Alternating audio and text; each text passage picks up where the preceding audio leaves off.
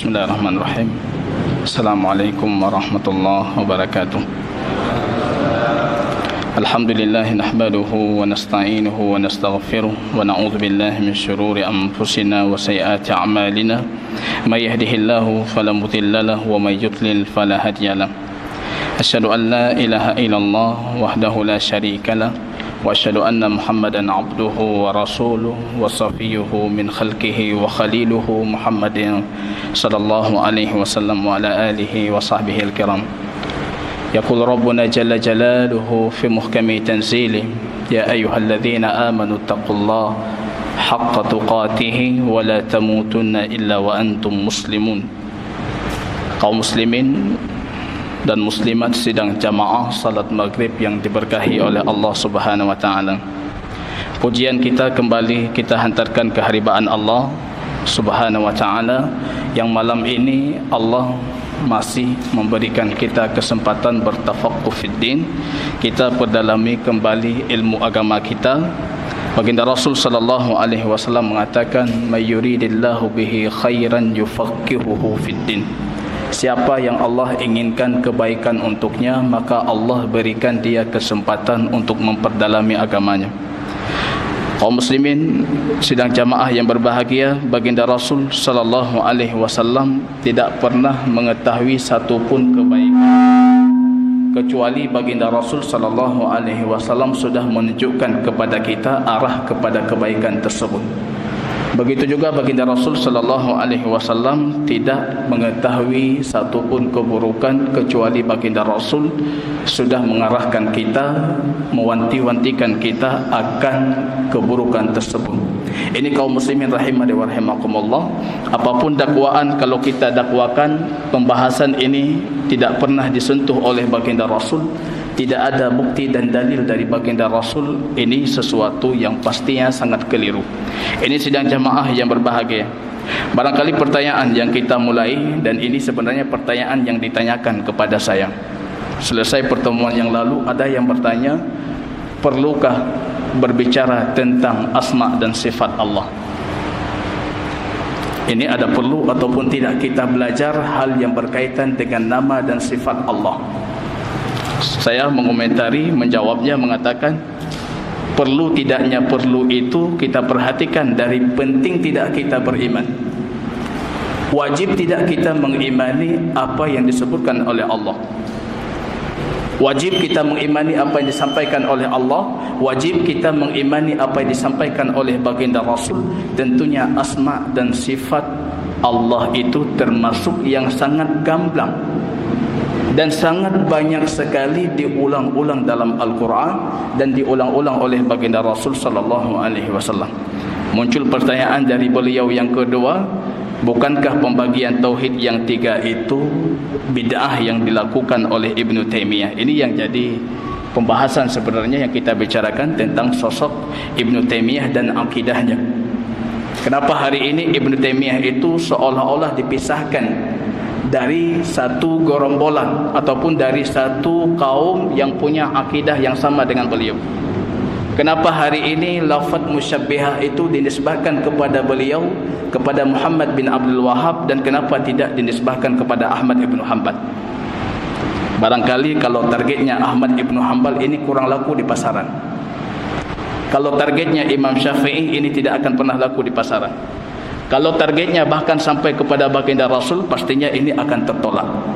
Maka target yang sangat nyata Ibnu Taimiyah, Syekh Muhammad bin Abdul Wahhab rahimahumullah. Ini kaum muslimin rahimani wa rahimakumullah. Pembagian itu apapun pembagian yang dilakukan oleh para ahli ilmi, sebenarnya targetnya dua. Ada pembagian yang sifatnya tadlil, dibagi ujungnya ingin disesatkan. Ini banyak kasusnya. Makanya baru-baru ini kita juga dapat pembagian yang baru. Apa bedanya maulid dengan maulud? Ujung-ujungnya mutar-mutar. Apa bedanya ini dengan itu? Apa bedanya ini dengan itu? Ini terbagi dua, terbagi sekian. Banyak para ahli bid'ah terdahulu membuat pembagian tujuannya itu tadlil, ingin menyesatkan. Hari ini kita terjerumus. Hadis itu terbagi dua, ada hadis mutawatir, ada hadis ahad.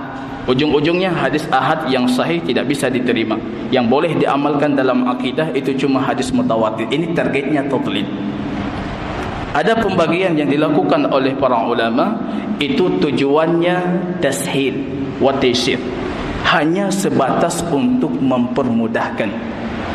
Dibagi untuk dimudahkan pencernaannya, dibagi karena kondisi yang membutuhkan. Ini yang menggerak pembagian Ibnu Taimiyah. Kalau kita nisbatkan kepada beliau, tauhid itu terbagi 3. Ada rububiyah, kita mengimani yang berkaitan dengan perilakunya Allah. Ada uluhiyat, kita imani dan kita esakan Allah dalam perilaku ibadahnya kita. Dan ada asma dan sifat Allah. Ini pembagian yang sebenarnya yang sering dikritisi. Ini kaum muslimin rahimani wa rahimakumullah. Apapun bentuk pembagian itu, hukum dasarnya satu, boleh. Sah tidak sahnya pembagian harus dibuktikan dengan dalil syar'i. Ini kalau kita buktikan pembagian Ibnu Taimiyah yang beliau membagi 3. Sebelumnya disebutkan Imam Ibnu Mandah juga membagi 3. Ibnu Battah dalam kitab Ibanah juga membagi 3. Imam Ibnu Qayyim, muridnya Imam Ibnu Taimiyah, membagi menjadi 2, padahal muridnya. Artinya pembagian ini bukan sesuatu yang sakral, tapi hakikatnya yang sakral. Kalau kita bertanya ini bid'ah ataupun tidak, kita balik bertanya ada tidak dalil terhadap pembagian ini. Kalau kita perhatikan, mereka mengatakan dulu baginda Rasul ketika datang orang mau masuk Islam kepadanya tidak pernah bertanya tentang pembagian 3. Orang mau datang, ya baginda Rasul saya mau masuk Islam, baginda Rasul tidak pernah mengajarkan engkau harus tahu tauhid rububiyah, harus tahu tauhid uluhiyah, harus tahu tauhid asma dan sifat. Kenapa ada pembagian yang 3? Bukankah ini satu perkara yang bid'ah, yang baru tiba-tiba muncul? Padahal kalau kita perhatikan di dalam Al-Quran, 3 jenis ketauhidan dan hakikatnya ini sudah sangat gamblang disimpulkan dalam Al-Quran. Kalau anda perhatikan di surah Maryam, Allah mengatakan Rabbus samawati wal ardi wa ma bainahuma. Allah itu siapa? Tuhan, Rabb, pencipta langit dan bumi dan apapun di antara langit dan bumi. Fa'budhu, yang pertama tadi tauhid rububiyah, kita mengesahkan Allah terhadap ciptaannya Allah. Allah Khalik, pencipta, pengatur segalanya. Fa'budhu. Tidak cukup kalian mengimani Allah itu pencipta, kalian harus menjadikan ibadah kalian itu khusus untuk Allah. Ini yang kita maksud dengan tauhid uluhiyah. Wastabir, dan hendaknya kalian bersabar. Fa'budhu wastabir fahal lakum lahu samiyya. Apakah ada nama yang serupa dengan namanya Allah? Ini tauhid asma dan sifat. Rabbus samawati wal ar, Allah pencipta langit dan bumi, rububiyah. Wa annal masajida lillahi fala tad'u ma'allahi ahada. Masjid ini punya Allah, maka jangan kalian menyuruhkan selain Allah apapun itu. Tauhid uluhiyah. Walillahil asmaul husna, Allah punya nama-nama yang baik. Fad'uhu biha, maka hendaknya kalian menyuruh. Jadi nama Allah itu targetnya kepada kita cuma 2. Kita imani apa yang dikabarkan oleh baginda Rasul, fad'uhu biha, dan kita jadikan nama itu sebagai wasilah. Ini tawasul yang dibolehkan secara syariat. Kita menggunakan nama Allah untuk meminta kepada Allah. Fa'budhu lillahil asmaul husna fad'uhu biha wadharul ladzina yulhiduna fi asma'i. Maka di sini penting pembahasan yang sedang kita bicarakan. Wadharul ladzi, tinggalkan mereka. Siapa yang kita tinggalkan? Alladzina yulhiduna fi asma'i, yang mengingkari nama-nama Allah. Berbagai macam bentuk pengingkaran nama Allah itu sudah berlaku dari zaman kedua Hijriah. Ada yang datang mengingkari semua nama Allah. Allah tidak punya nama. La alim wala jahil. Allah bukan bodoh, Allah bukan orang berilmu, bukan zat yang berilmu. Allah tidak punya qudrah, Allah bukan zat yang mampu. Ini firqah Mu'tazilah yang pernah, ini firqah Jahmiyah yang pernah kita bicarakan. Datang orang yang kedua mengisbatkan nama, tapi mengingkari kandungan nama. Ini termasuk kepada pengingkaran nama Allah. Wadharul ladzina yulhiduna fi asma'i. Itu firqah yang sudah pernah kita bicarakan, sekte Al-Mu'tazilah. Datang sebagian yang lain mengimani sebagian nama Allah, mengingkari sebagian yang lain, sifat yang terkandungnya yang diingkari. Ini sebenarnya yang jadi pembahasan kita, ada bentuk pengingkaran. Maka Syekh Ibn Taimiyah, walaupun ini dinisbahkan kepada beliau pembagian tauhid yang ketiga, beliau memperhatikan ada satu kondisi yang membutuhkan masyarakat untuk memahami tiga jenis tauhid ini. Kalau tidak, tauhid asma dan sifat ini bisa anda masukkan ke tauhid yang pertama, karena ini berkaitan tentang zatnya Allah, tentang keagungan Allah, nama Allah, termasuk berkaitan tentang zatnya Allah, anda masukkan ke tauhid yang pertama. Maka Imam Ibn Qayyim menilai tauhid itu terbagi dua, tauhid al-ilmi al-khabari wa tauhid al-iradi talabi. Ada tauhid yang bentuknya cuma khabar. Apa itu? Tauhid rububiyah, kita esakan Allah, itu bentuknya cuma khabar.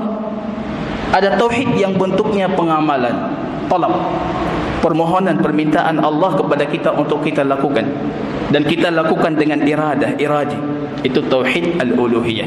Tauhid asma dan sifat itu masuk ke mana? Masuk ke yang pertama, karena itu bentuknya pengabaran. Jadi siapa yang membagi tauhid 3, 4 seperti yang pernah dibagi oleh Syekh Muhammad Ibn Utsaimin ketika beliau menjelaskan kitab tauhidnya Syekh Muhammad bin Abdul Wahhab, salah satu kitab yang tidak muktabar kemarin. Beliau di situ membagi tauhid menjadi 4, ditambah yang pertama, tauhid wujudullah, tauhid tentang keesaan Allah, padahal itu masuk ke dalam rububiyah. Kenapa beliau nambah yang pertama? Karena di masa Ibnu Utsaimin kita tahu di Yaman Selatan itu lagi maraknya istirakiyah, pemahaman komunis. Hampir beberapa negara Arab lagi maraknya pemahaman komunis, di Dubai dan lain sebagainya. Maka ketika itu beliau menambah satu jenis tauhid, padahal masuk ke dalam rububiyah. Jadi apapun pembagian, anda membagi 5, membagi 3, ini bukan sesuatu yang sakral, tapi yang sakral itu hakikatnya. Kita dituntut mengimani Allah terhadap apa yang Allah ciptakan, apa yang Allah lakukan, kita esakan. Apa yang kita lakukan, kita esakan Allah dalam ibadah kita. Kemudian kita harus mengimani semua nama-nama Allah, kita imani semua nama Allah, dan kita imani sifat-sifat Allah yang agung. Kalau itu sudah kita realisasikan, berapapun jenis tauhid kita bagikan, itu kembali kepada kita. Yang penting hakikatnya. Ini kaum muslimin sedang jamaah yang berbahagia. Ini pertanyaan yang kedua, ini pertanyaan salah satu ikhwah yang beliau kirim kepada saya. Bagaimana pandangan sebelum adanya Abu Hasan Al-Asy'ari? Sifat-sifat ini sudah ada di zaman baginda Rasul. Hadis baginda Rasul dalam Al-Quran sudah diturunkan oleh Allah tentang sifat-sifat dan namanya Allah. Allah punya tangan. Dalam hadis sahih Imam Bukhari, Allah punya qidam, Allah punya kaki. Dalam satu riwayat Al-Quran, dalam salah satu penafsirannya, Allah punya sak, punya betis. Dan ini masih multi penafsiran. Allah punya basar, Allah melihat, dan kita akan melihat Allah. Allah beristiwa di atas arsy-Nya. Yang khabarnya, yang ini akan kita jadikan sebagai bahan fokus kita. Apa pandangan Ibn Taimiyah tentang di mana Allah?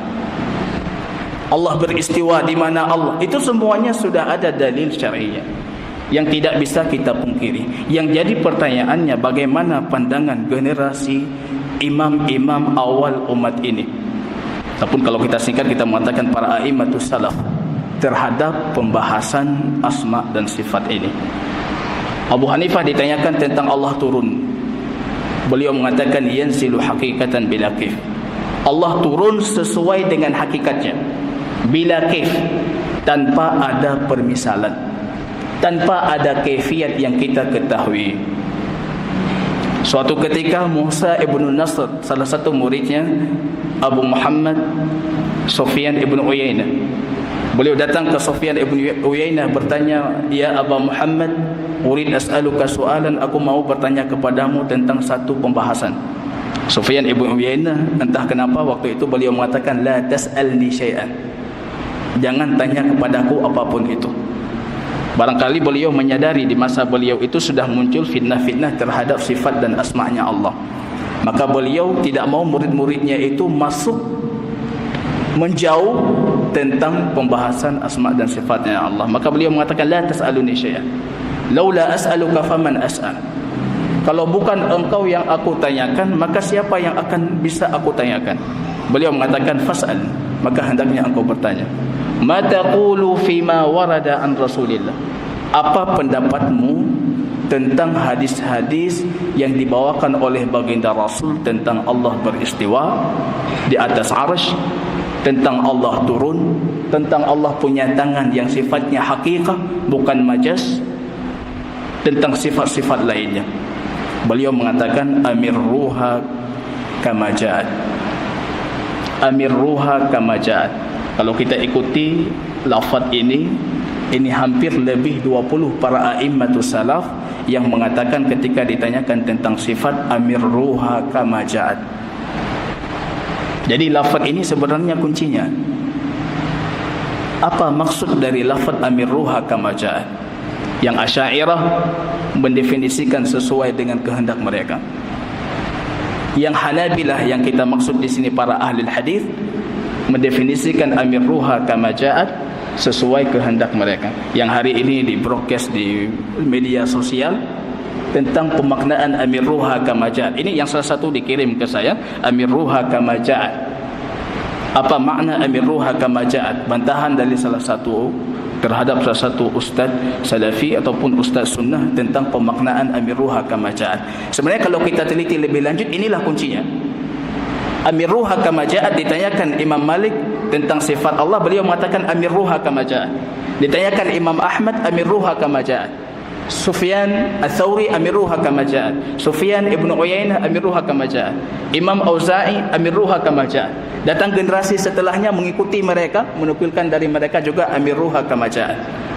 Bawakan sifat ini seperti datangnya. Lafaz-lafaz sifat Allah itu bawakan seperti datangnya, sebagaimana adanya. Ini multi penafsiran, kecuali kalau kita tafsirkan secara zahirnya. Lafaz yang berkaitan dengan Allah itu dibawakan sesuai dengan zahirnya. Zahirnya apa? Kalau tangan, zahir tangan itu hakikat. Allah punya tangan, tangan hakikat. Allah punya kaki, kaki hakikat. Kita melihat Allah, kita melihat Allah secara hakikat. Allah turun di sepertiga malam, itu Allah turun secara hakikat. Allah bersemayam di atas arsy, itu bersemayam secara hakikat. Ini sebenarnya pandangan para ahli hadis. Amirruha kama ja'at itu artinya kita bawakan tanpa pentakwilan. Jangan ditakwil-takwil.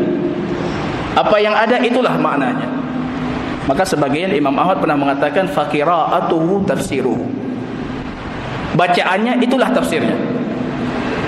Apa tangan? Ya tangan. Bagaimana, seperti apa, itu semua kita kembalikan kepada Allah. Bacaannya itulah tafsirnya. Jangan ditakwilkan. Kalau orang Asy'ariyah mengatakan ini tidak layak untuk tanzihnya Allah. Kita sucikan Allah, mengatakan Allah punya tangan, nanti mirip makhluk, mirip ini, mirip itu. Akhirnya mereka mengatakan amirruha kama ja'at, itu artinya tafwid.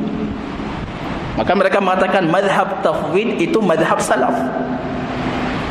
Madhab tafwid, apa artinya tafwid? Ini sudah kita jelaskan pada pertemuan yang lalu. Tafwid itu cuma mengimani lafaznya saja, maknanya kembalikan kepada Allah. Lafaz tangan itu kita imani, tapi makna tangan jangan, kembalikan kepada Allah. Itu tafwid. Maka amirruha kama ja'at, lafaznya yang kalian imani. Mereka mengatakan lafaznya diimani, maknanya kembalikan kepada Allah. Ini sebenarnya penafsiran seperti ini batal. Kalau kita lihat Imam Ahmad dalam kitab sunnahnya paling sering mengatakan amirruha kama ja'at. Coba bayangkan suatu ketika beliau ditanyakan tentang hadis al-wa'id, tentang ancaman-ancaman besok di hari akhirat. Beliau ditanyakan tentang hadis ancaman di hari akhirat, beliau mengatakan amirruha kama ja'at. Bawakan seperti apa datangnya. Mungkin tidak Imam Ahmad di sini menginginkan makna tafwid, artinya kita imani lafaznya, maknanya jangan diimani. Ini padahal bukan tentang asma dan sifat, tapi tentang ancaman hari akhirat, azab-azab di akhirat. Tapi Imam Ahmad mengatakan kita imani. Yang penting ini pembahasan gaib, apa yang datang kita imani. Kaifiatnya apapun jenisnya itu kita kembalikan kepada Allah. Maka ini batil. Makna tafwid dari amiruha kama ja'at itu bukan makna zahirnya. Harus ada dalil untuk membuktikan kalau para imam-imam itu menginginkan dari kata amiruha kama ja'at makna tafwid. Harus ada dalil. Kalau tidak kita kembalikan ke zahir makna. Apa zahir maknanya? Ketika Imam Ahmad, Imam Syafi'i mengatakan amiruha kama ja'at, Ibnu Uyainah amiruha kama ja'at, Thawri amiruha kama ja'at, muncul orang Mu'tazilah mencerca mereka, membantah mereka. Kalau maknanya tafwid, orang Mu'tazilah tidak akan membantah. Kalau maknanya cuma kita imani lafaznya, maknanya kita kembalikan kepada Allah, itu tidak akan dicerca sama orang Mu'tazilah, karena orang Mu'tazilah mengimani semua lafaz Al-Quran. Yang tidak mereka imani di sini maknanya. Tapi kalau kita perhatikan dalam sejarah bagaimana dialog antara Imam Syafi'i dengan Mu'tazilah, dialog antara Imam Ahmad dengan Mu'tazilah, tentang Imam Auza'i dan Sufyan As-Tsauri dengan Mu'tazilah. Kenapa mereka membantah para imam-imam salaf tersebut? Karena imam-imam itu menginginkan kita mengimani maknanya. Kita mengimani maknanya, bukan cuma sebatas mengimani lafaznya. Ini kaum muslimin rahimani wa rahimakumullah, ini sebenarnya kata kuncinya. Password pembahasan ini kalau kita ingin kembalikan, ini tidak di zaman salaf.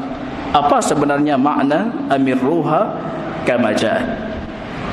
Bawakan maknanya sesuai dengan makna yang dia datang dengannya. Faqira'atuhu tafsiruh. Bacaannya itulah tafsir dari makna. Kalau kita perhatikan kaum muslimin rahimani wa rahimakumullah, maka di sini Ibnu Taimiyah rahimahullah dalam Majmu' Fatawa, ini saya bawa Majmu' Fatawa dibandingkan membawa banyak buku-buku beliau. Kalau ini sudah dikumpulkan semua kitab-kitab beliau yang berkaitan tentang asma dan sifat, langsung dibuat dalam 1-2 jilid ya, tentang asma dan sifat. Ini versinya Ibnu Taimiyah rahimahullah. Maka beliau mengatakan manhaj salaf di halaman 21. Beliau mengatakan manhaj salaf itu kita mengisbatkan apa yang diisbatkan oleh Allah untuk dirinya. Kalau Allah mengatakan saya punya sifat seperti ini, kita meyakini dan mengimani itulah sifat Allah. Apa yang diisbatkan oleh Rasul sallallahu alaihi wasallam, kita juga mengisbatkan kepada Allah apa yang ditetapkan oleh baginda Rasul. Min ghairi tahrifin, beliau mengatakan tanpa melakukan tahrif. Artinya tanpa membatalkan maknanya. Jangan cuma mengimani lafaznya tanpa membatalkan maknanya. Artinya kita juga dituntut mengimani maknanya. Kalau Allah mengatakan ada tangan sesuai dengan makna tangan dan sesuai dengan yang layak untuk keagungan Allah. Min ghairi ta'tilin, tanpa harus membatalkan lafaz. Jangan kita batalkan lafaz, jangan kita batalkan maknanya. Min ghairi tashbihin, tanpa menyerupakan Allah dengan makhluk. Kalau kita mengatakan Allah punya sifat ini, artinya sifat itu tidak mesti harus sama dengan makhluk, walaupun secara pemaknaannya sama. Sama di nama tidak mesti harus sama. Kita dapatkan dalam Al-Quran banyak sekali yang nama Allah namakan juga makhluk. Al-Malikul Quddus, Al-Malik itu nama Allah. Wa qalatil maliku utuni, dan Malik raja di sini yaitu julukan untuk manusia. Utuni, datanglah kepadaku. Ayat yang lain itu untuk Allah, ayat yang lain untuk makhluk. Dua-duanya Malik, tidak mesti sama. Allah yang mengatakan ada hamba yang Malik, raja. Allah punya Malik. Maka nama Allah itu ada 2 jenis. Ada asma mukhtasa lillah, ada nama-nama yang khusus untuk Allah. Ar-Rahman, yang maha pengasih, itu sifatnya mubalaghah, itu khusus untuk Allah. Tidak boleh kita menamakan anak kita Rahman. Maka dalam sejarah yang pernah dinamakan Rahman cuma Musailamah Al-Kadzdzab, yang ujungnya tidak ada rahmat, tidak ada apa-apa bersamanya, mati di dalam sumur. Ar-Rahman tidak boleh, itu nama khusus. Ar-Rahim, boleh kita menamakan anak kita Rahim, boleh anda menamakan anak anda Abdul Rahim. Al-Aziz, boleh anda menamakan anak anda Aziz. Wa huwal Aziz Al-Ghafur, wa huwal Aziz, itu nama Allah. Wa qalat imra'atul Aziz, maka perempuan istrinya Al-Aziz, Aziz Mesir. Itu julukan untuk manusia. Untuk Allah beda, untuk manusia beda, padahal sama-sama.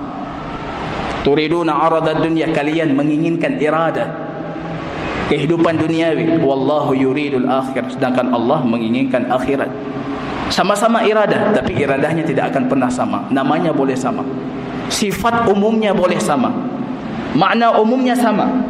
Tangan secara pemaknaan umum, tapi secara rincian pemaknaan tangan yang untuk Allah sesuai dengan kelayakannya Allah, sesuai dengan keagungannya Allah. Bighairi tashbihin wala tamsil, tanpa tashbih, tanpa tamsil. Ini coba kalau kita perhatikan di halaman 21 ini, beliau membuat satu tantangan Ibnu Taimiyah. Beliau minta siapa yang bisa mendatangkan, sawa'un kana bima'na zahir atau nas, baik dengan makna yang zahir ataupun makna yang jelas terang sekali, ataupun maknanya zahir masih ada multi penafsiran di situ, tapi maknanya jelas tapi masih multi penafsiran. Satu pun pandangan dari salaf umat ini, dari generasi terbaik umat ini, baik dari Rasulullah ataupun dari sahabatnya baginda Rasul ataupun dari para a'immah tabi'in, yang mereka meyakini Allah itu tidak bersemayam di atas arasy. Coba, ini tantangan beliau. Kalau kita mengatakan ini bukan manhaj salaf, apa yang beliau katakan ini tidak sesuai dengan apa yang diinginkan oleh Rasulullah, ini menyelisihi para sahabat, menyelisihi generasi terbaik umat ini, beliau kasih satu tantangan. Coba anda datangkan, jangan cuma bantah apa yang kami yakini. Yang pintarnya kita hari ini cuma membantah, oh itu salah, ini salah. Tapi ketika ditanyakan, coba datangkan yang kalian yakini, mana buktinya? Kalian yakini Allah itu tidak bersemayam di atas arasy, coba datangkan satu saja dari ulama terbaik umat ini, dari generasi terbaik umat ini, yang mereka meyakini Allah tidak bersemayam di atas arasy. Satu saja yang mereka meyakini Allah tidak turun di sepertiga malam. Satu saja dari mereka yang mereka meyakini laisa lahu yadun 'alal haqiqah, Allah tidak punya tangan secara hakikat, tangan yang hakiki. Coba ada satu saja. Siapa ulama salaf, baik dari kalangan sahabat, tabi'in, tabi'in, yang memang diyakini oleh seluruh kaum muslimin kalau mereka itu ulama. Perkataan dari mereka, baik yang sifatnya terang sekali ataupun yang masih ada kemungkinan penafsiran, boleh juga. Tapi syaratnya harus dari mereka dengan sanad yang sahih. Ada tidak dari mereka yang seperti itu? Maka kita dapatkan di sini tidak ada. Maka beliau mengatakan tidak ada. Inilah yang aku yakini, inilah yang mereka yakini. Jadi hari ini mereka bertanya kepada kita, mana buktinya, mana buktinya? Kita kasih semua buktinya. Satu saja pertanyaan tantangan Ibnu Taimiyah. Kalian meyakini berlainan seperti yang kami yakini, mana buktinya? Coba ambil satu ulama, baik Imam Syafi'i ataupun imam apapun itu, yang kami yakini kalau mereka itu imam, yang kita sepakat kalau mereka itu imam, mereka percaya seperti dan meyakini seperti yang kalian yakini. Ini tantangan yang tidak akan pernah berhasil didapatkan dan dijawab. Tantangan beliau yang kedua, ini di halaman 71. Saya simpulkan tantangan beliau supaya nanti siapa yang menantang, nantang beliau aja. Nah, jadi kembalikan ke tantangan beliau, jawab tantangan beliau. Datangkan dengan dalil dan nas yang sahih. Kalau kalian mengatakan kami musyabbihah, Mu'tazilah mengatakan Asy'ariyah musyabbihah, Jahmiyah mengatakan Mu'tazilah musyabbihah, yang Asy'ariyah mengatakan Ahlul Hadis musyabbihah, termasuk di dalamnya Syekh Islam Ibn Taimiyah. Ahlul Hadis musyabbihah. Standar tashbih, menyerupakan Allah dengan makhluk, ini menggunakan logika siapa? Beliau menantang kita untuk mendatangkan satu standar yang semuanya mereka gunakan. Kalau ada nama Allah, ada sifat Allah, mereka mengatakan ini harus ditakwil. Ini layak untuk Allah, ini tidak layak. Ini mustahil untuk Allah, ini mustahil. Allah bersemayam di atas arasy, nanti arasy-nya harus lebih besar dari Allah. Kalau Allah turun, nanti arasy-nya akan kosong. Ini standar-standar logika ini. Ada tidak satu standar yang disepakati oleh semua para ahli kalam? Jangan kita bicara tentang ahlus sunnah, para ahli kalam. Ada tidak satu standar saja? Yang standar itu digunakan Mu'tazilah, digunakan oleh orang Asy'ariyah. Makanya tidak ada standar. Yang ada apa? Orang Mu'tazilah mengatakan Asy'ariyah ini musyabbihah. Orang Asy'ariyah mengatakan Hanabilah musyabbihah. Jahmiyah mengatakan semua yang mengatakan Allah punya nama, mereka semuanya musyabbihah. Orang falasifah batiniyah, yaitu sudah termasuk firqah batil, firqah batiniyah, yang tidak mengimani satu huruf pun dari Al-Quran, mereka mengatakan Allah tidak punya zat. Allah bukan di dalam alam, Allah bukan di luar alam. Wallahu alam, Allah di mana? Ini enggak ada. Ini mereka punya logika. Orang ini punya logika, semuanya punya logika. Ada tidak satu standar logika? Kalau kita ingin menggunakan logika, kalau saya gunakan logika saya, Allah mungkin dan pasti Allah bersemayam di atas arsy. Nanti kita bicarakan tentang pembahasan bagaimana menetapkan ketinggiannya Allah secara logika. Kalau kita menggunakan logika kita, mungkin dan pasti Allah punya tangan. Tapi logika mereka tidak menerima. Kalau cuma kita kembalikan kepada logika, ini tidak akan pernah berakhir. Maka menariknya tentang musyabbihah ini, saya dapatkan rupanya salah satu imam Jahmiyah, termasuk pembesarnya akidah Jahmiyah yang namanya Imam Al-Ash'ash Al-Jahmi. Beliau mengatakan ada 3 para nabi yang musyabbihah. Ini nabi saja bisa jadi musyabbihah. Ada 3 para nabi yang musyabbihah, yang menyerupakan Allah dengan makhluk. Nabi, ya nabi. Siapa mereka? Nabi Musa. Kalau Musa mau dikatakan musyabbihah, banyak sekali ayatnya. Ketika Fir'aun mengatakan Allah, saya akan bangun bangunan yang tinggi, saya akan naik memperhatikan Tuhannya Musa. Ini artinya Musa mengatakan Tuhannya itu di atas. Artinya Musa itu musyabbihah. Beliau mengatakan kapan Musa musyabbihah? Ketika dia mengatakan in hiya illa fitnatuk. Ketika kaumnya, dia kembali dari miqatnya selama 40 malam dan dia dapatkan kaumnya sudah menyembah berhala. Musa mengatakan, ya Allah, ini tidak lain cuma fitnahmu, ujianmu. Musa musyabbihah. Musa menyamakan Allah seperti makhluk yang suka menguji orang lain. Nah, ini kalau kita standar logika ini tidak ada. Maka mereka mengatakan, beliau mengatakan Musa musyabbihah. Siapa yang kedua? Yang kedua Isa. Isa juga musyabbihah. Jadi kalau anda manhajnya manhaj Musa, manhaj Isa, manhaj Muhammad, kita pasti akan dituduh musyabbihah. Isa musyabbihah. Kapan beliau musyabbihah? Ketika dikatakan ta'lamu ma fi nafsi wa la a'lamu ma fi nafsik. Engkau tahu apa yang ada pada diriku ya Allah, tapi aku tidak tahu apa yang ada pada dirimu. Isa mengatakan Allah itu diri, nafsu. Jadi punya bentuk, punya ini, punya itu, seperti kita makhluk. Nafsi, diriku, dirimu. Allah juga punya nafsu. Artinya Allah Isa musyabbihah. Yang ketiga siapa? Muhammad sallallahu alaihi wasallam, baginda Rasul juga musyabbihah versi beliau. Kenapa? Karena baginda Rasul mengatakan yanzilu rabbuna, Allah turun di sepertiga malam terakhir. Ujung-ujungnya tasbih ini kembali ke mereka. Jadi tantangannya, kalau cuma 2 tantangan ini terjawab, sebenarnya sudah selesai pembahasannya. Standar logika yang mana yang akan kita gunakan untuk kita nisbatkan orang lain itu musyabbihah. Kalian musyabbihah, standarnya apa? Kalau standarnya karena kami yang meyakini apa yang disebutkan oleh Allah, apa yang disebutkan oleh Rasulullah, silahkan namakan, terserah apa yang ingin kalian namakan. Cukup golongan ini dinamakan dengan penamaan-penamaan jelek dari dulu. Cukup baginda Rasul sebagai teladan kita. Wala in ja'ahum nadhirun illa qalu sahir. Tidak ada datang seorang pun pemberi peringatan kepada mereka kecuali mereka akan mengatakan ini cuma seorang penyihir. Majnun, cuma seorang gila. Kahin, cuma seorang dukun. Berbagai macam alqab dinamakan untuk baginda Rasul. Makanya kita perhatikan, salah satu cara para ahli bid'ah untuk menjatuhkan lawannya para ahli sunnah itu dengan melaqabi, diberikan laqab julukan-julukan yang jelek. Julukan itu sama sekali jauh sekali dari kita. Makanya orang Rafidah, kalau anda membaca kitab-kitab orang Syiah, mereka akan mengatakan ahlus sunnah itu nawasib.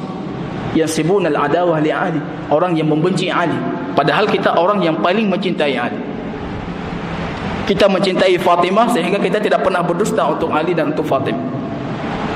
Tapi mereka mengatakan kita nawasib. Orang Murji'ah mengatakan ahlu sunnah ini syakkat, orang yang paling banyak keraguannya, padahal kita paling sabat dalam akidah kita. Kalau kita perhatikan para ahli kalam dulu menamakan Imam Syafi'i, Imam Ahmad, para a'imah kaum muslimin dengan nama hasyawiyah. Hasyu. Apa artinya hasyu? Hasyu itu sampul luar, artinya tidak terlalu penting. Ini orang-orang yang belajar hal-hal yang tidak penting. Kita itu orang yang belajar hal-hal yang tidak penting. Kita tidak punya ilmu. Mereka yang berilmu, maka sering saya mengatakan mereka punya satu slogan, tariqatuna tariqatus salaf aslam wa tariqatuna a'lam wa ahkam. Metode generasi salaf terdahulu itu lebih selamat. Metode kami itu lebih berilmu dan lebih berhikmah. Jadi banyak pembagiannya. Allah berbicara, bagaimana berbicara ini itu. Allah turun, oh ini memungkinkan ini itu. Allah sepertiga malam, bagaimana di Indonesia sepertiga malam nanti di Amerika. Ini semuanya dijawab oleh Ibnu Taimiyah rahimahullah. Kalau kita punya waktu nanti kita sedikit simpulkan apa yang boleh jawab. Ini sebenarnya syubhat, bukan syubhat baru, dari dulu sudah diberikan. Makanya mereka menamakan kita ini hasyu. Metode mengimani apa yang dituturkan Al-Quran tanpa bertanya, itu metode salaf. Para ahli kalam meyakini. Maka mereka mengatakan kita ini hasyawiyah, orang-orang yang tidak penting. Karena metode kita, apa yang ada kita imani, tidak bertanya lagi. Ini tidak ada keilmuan. Ilmunya seperti apa kita tanyakan. Padahal ini pembahasan-pembahasan gaib yang tidak masuk ke dalam nalar logika. Maka mereka mengatakan cara kalian itu lebih selamat, tapi cara kami lebih berilmu dan lebih berhikmah.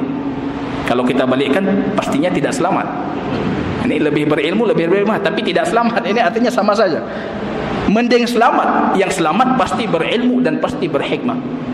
Tidak mungkin mereka selamat kecuali metode mereka lebih berilmu dan lebih berhikmah. Tidak mungkin metode anda lebih berilmu dan lebih berhikmah kalau tidak selamat. Kalau ujung-ujungnya ceritanya tidak selamat, mending ala manhaj salaf. Maka kalau kita bacakan dalam pembahasan ini, berapa banyak dari para imam-imam mereka yang di akhir hayatnya mereka melafazkan ikrar, mengikrarkan kembali kepada akidah nenek-nenek tua di kampung halaman mereka. Kembali ke akidah nenek-nenek mereka. Kenapa? Akidah mereka masih selamat, tidak banyak bertanya. Ini satu kaum muslimin rahimani wa rahimakumullah. Kita juga jangan terkecoh dengan banyak pembagian, banyak hal-hal yang dirincikan dalam pembahasan asma dan sifat. Cara kita, cara baginda Rasul. Cara kita, cara para sahabat. Apa yang ada kita imani, kita tidak bertanya. Yang ada kita imani, kita tidak bertanya. Maka Ibnu Taimiyah di sini juga mengatakan, kalau kita perhatikan dalam pembahasan asma dan sifat, generasi salaf itu keimanan mereka tentang asma dan sifat itu masih dalam sifat yang global, dalam sifat yang mujmal, tidak ada rincian. Yang hari ini kita yang masuk ke dalam rincian, ini sebenarnya yang kita makin menjauh dari metodenya baginda Rasul sallallahu alaihi wasallam dan para sahabatnya. Imani saja tanpa rincian. Ada tangan, ada. Jangan tanya lagi ada jari, tidak. Berapa jari? Tangannya dua-duanya kanan. Nanti dimasuk perselisihan para ulama masuk ini. Ini yang kadang-kala langkah dan telapak kaki kita pun tergelincir. Nanti ada kadang-kala ada beberapa tempat yang Ibnu Taimiyah tergelincir. Kenapa tergelincir? Karena beliau terlalu asyik melayani jidalnya mereka. Terlalu asyik melayani debat-perdebatan mereka, akhirnya salah meletakkan kaki. Ataupun bisa kita katakan kita yang memahami salah. Padahal beliau tidak menginginkan, cuma ini masih dalam bahasa perdebatan. Karena seringkali ketika kita berdebat, kita menggunakan bahasa lawan, nanti kawan kita akan salah menafsirkan. Ini yang terjadi kebanyakan kepada Ibnu Taimiyah rahimahullah. Ini kaum muslimin rahimani wa rahimakumullah. Kalau kita coba kita mengkaji satu sifat yang ditanyakan Ibnu Taimiyah rahimahullah dalam kitab Majmu' Fatawanya di sini, dan ini sudah sering kali ditanyakan kepada Ibnu Taimiyah tentang istiwanya Allah. Su'ila Syekh Islam rahimahullahu aidan an uluwillah ala sairi makhluqatihi. Suatu ketika beliau ditanyakan Datang surat, dan ini sebenarnya Majmu' Fatawa ini kebanyakannya kitab-kitab Ibn Taimiyah digabungkan. Dan kitab beliau kebanyakannya beliau kalau datang satu surat beliau jawab dengan satu kitab. Datang pertanyaannya kecil cuma 3 baris, beliau kasih jawabannya satu kitab. Risalah Tadmuriyah. Jadi kitab Tadmuriyah kalau kita belajar 1 tahun enggak habis. Padahal pertanyaan cuma satu, pertanyaan kecil, ada satu orang dari Tadmur. Tentang ini bagaimana pandanganmu wahai imam, beliau jawab dengan satu kitab. Datang satu surat dari Wasit, beliau karang satu buku jadi kitab Al-Wasitiyah. Datang satu surat dari Hamad Suriyah, beliau jawab jadi satu buku, jadi Risalah Al-Hamawiyah. Bahkan 2 buku dikarang oleh beliau untuk jawaban para ahli Al-Hama, Risalah Hamawiyah Sughra dan Risalah Hamawiyah Kubra. Dan itu pun duduknya yang kadang-kala ketika kita baca di biografinya, beliau duduk dari Maghrib dan sampai Isya, itu satu buku. Beliau jawab dari Maghrib sampai Isya ataupun dari Asar sampai Isya, itu satu buku. Yang hari ini kita mengatakan buku beliau tidak muktabar. Ini yang menariknya. Ya, beliau jawab dengan sekian, dengan pemahaman dalil yang kuat, kemudian kita mengatakan kitabnya tidak muktabar. Beliau ditanyakan tentang Allah alin ala sairil makhlukat. Benar tidak kalau Allah itu di atas semua makhluknya? Ini pertanyaan ini bukan berbicara tentang sifatnya Allah yang tinggi. Allah punya sifat ketinggian, itu semua kaum muslimin meyakini. Allah tinggi secara sifatnya, Allah tinggi secara kudrahnya, kemampuan Allah itu tinggi. Yang jadi perselisihan antara Hanabilah dengan Asy'ariyah di sini, benar tidak zatnya Allah itu tinggi. Jadi pertanyaan ini berkaitan dengan zatnya Allah. Jawaban beliau kita perhatikan, ini kitab ghairu mu'tabar tapi jawabannya semuanya ayat dan hadis baginda Rasul.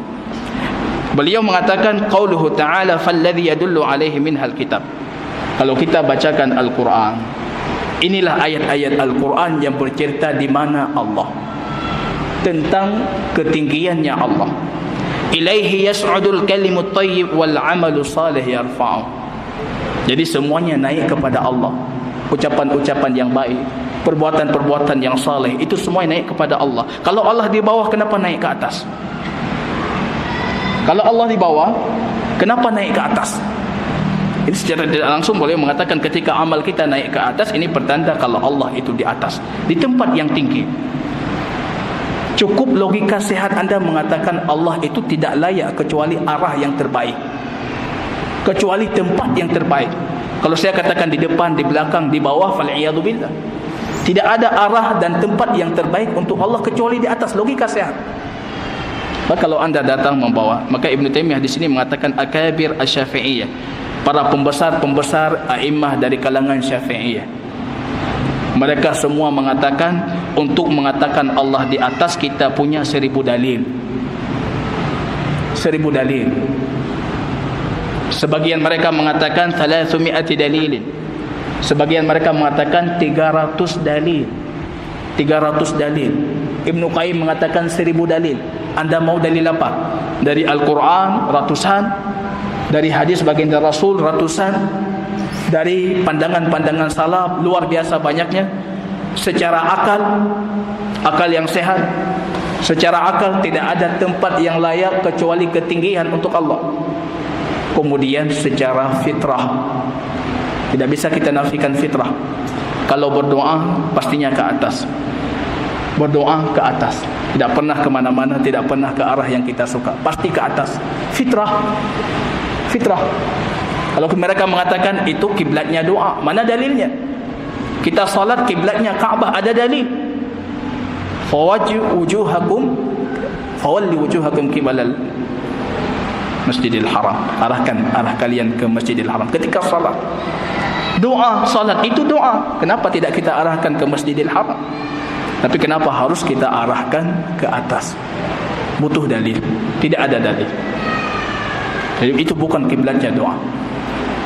Artinya fitrah kita meyakini yang menciptakan kita itu lebih tinggi dari kita, yang menciptakan kita itu di atas, yang menciptakan kita. Maka kejadiannya Imam Al-Hamadi ketika masuk kepada Abu Ali Al-Juwaini yang setiap hari mengatakan Allahu kana wala makan, Allah itu ada pada satu tempat, Allah sudah ada dan tidak ada tempat untuk Allah, wal'an ala makana, dan sekarang masih di tempat yang sebelumnya.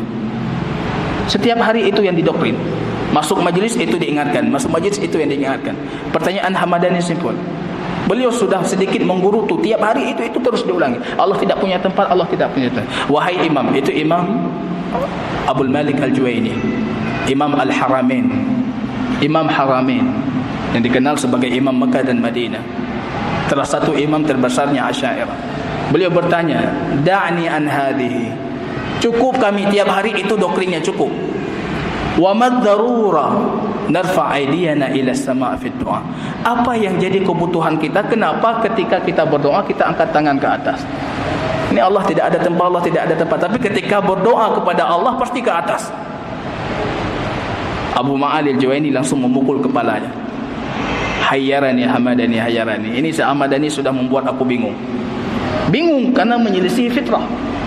Bingung kita ketika kita menyelisihi wahyunya Allah. Ini dalil-dalil Ibnu Taimiyah rahimahullah. Beliau sebutkan di sini banyak ayat Al-Quran. Inni mutawaffika wa rafi'uka ilayya. Wahai Isa, aku yang mewafatkan dirimu dan aku yang mengangkatmu kepadaku. Ini barangkali pembahasan ini kita lanjutkan kepada pertemuan ke depan insyaAllah. Dan sedikit akan kita ringkaskan ke depan. Kalau ada pertanyaan, barangkali satu pertanyaan.